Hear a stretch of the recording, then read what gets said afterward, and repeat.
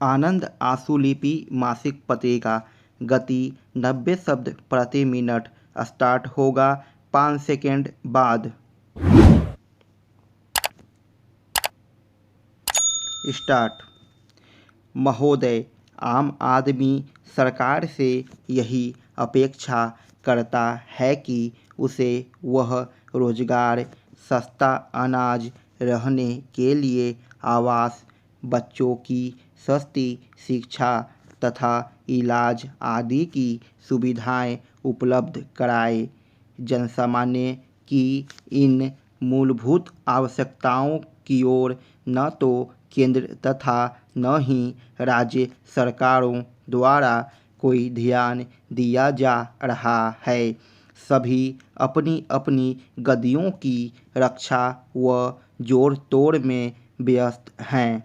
जब से केंद्र में भाजपा गठबंधन की नई सरकार आई है, तब से उसने प्रसार भारती महिला आरक्षण विधेयक, शहरी भूमि सीमा विधेयक, लोकपाल विधेयक, नए राज्यों के गठन संबंधी बिल, बीमा विनियमन बिल, चुनाव सुधार बिल, जैन आयोग रिपोर्ट तथा उस पर की गई कार्रवाई आदि संसद में रखने की बात कही, लेकिन या तो इनमें से कुछ बिल रोक लिए गए या फिर वे सदन में हंगामे के कारण प्रस्तुत ही नहीं हो सके।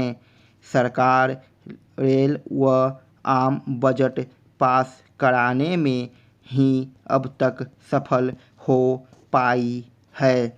अगर देखा जाए तो बढ़ती महंगाई की मार से त्रस्त आम आदमी की कमाई और घरेलू बजट में भारी खाई पैदा होती जा रही है तथा वह इसी चिंता से ग्रस्त हैं कि उसके परिवार के लिए 2 वक्त की रोटी का जुगाड़ किस तरह होगा।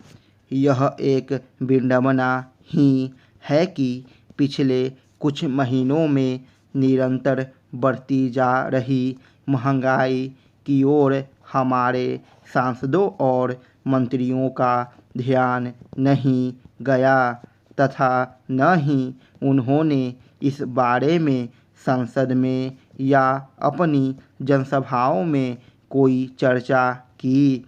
पहली बार कल संसद के दोनों सदनों में विपक्ष ने गत महीनों में जीवन यापन की आवश्यक वस्तुओं, फलों व सब्जियों के आसमान छूते भावों को लेकर सरकार को घेरा तथा उस पर निष्क्रियता का आरोप लगाते हुए सदन की कार्रवाई का बहिष्कार भी किया।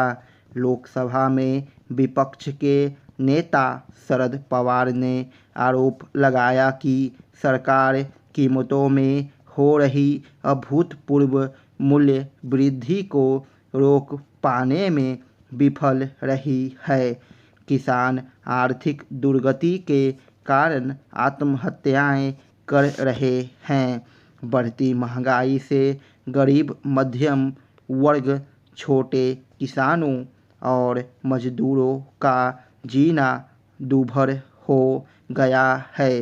रामविलास पासवान ने कहा कि भाजपा गठबंधन सरकार ने भय, भूख और भ्रष्टाचार मिटाने का दावा किया था, लेकिन इस सरकार के शासनकाल में इन तीनों में ही वृद्धि हो रही है।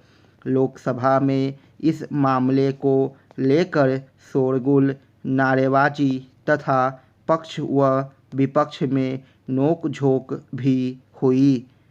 स्टॉप।